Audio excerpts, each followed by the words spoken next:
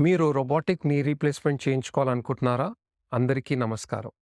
నా పేరు doctor AB Suhas మాస్లం అని.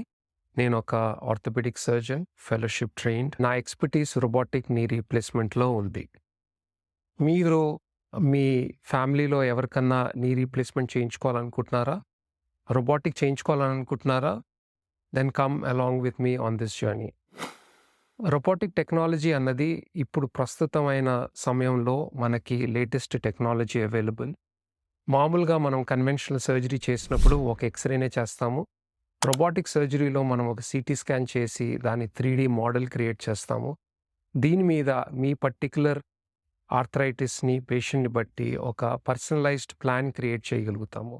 ఈ ప్లాన్ క్రియేట్ చేసిన తర్వాత సర్జరీలో రోబోటిక్ ఆర్మ్‌తో మనం ఈ ప్లాన్‌ని ఎగ్జిక్యూట్ చేస్తాము. దీనివల్ల ఏమవుతదంటే మిల్లీమీటర్ యాక్యురసీతో మనం ప్రతి కట్‌ని చేయగలుగుతాము. చుట్టూ ఉన్న కండరాలకి దెబ్బ తగలకుండా మనం ఆపరేషన్ చేయగలుగుతాము.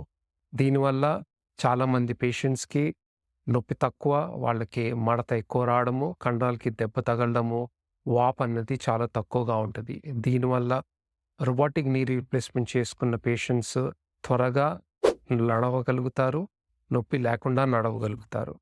గానీ గుర్తుపెట్టుకోవాల్సిన విషయం ఏంటంటే రోబోటిక్ టెక్నాలజీ ఒక టూల్ మాత్రమే. గానీ దాని ఎనకాతల ఉన్న సర్జన్‌కి ఎంత ఎక్స్‌పీరియన్స్ ఉంది, ఎంత నాలెడ్జ్ ఉంది, ఆ రోబోటిక్ టెక్నాలజీని ఆయన ఎంత బాగా వాడుకోగలుగుతున్నాడో దాన్ని బట్టే మనకి రిజల్ట్ తెలుసుకుంటది.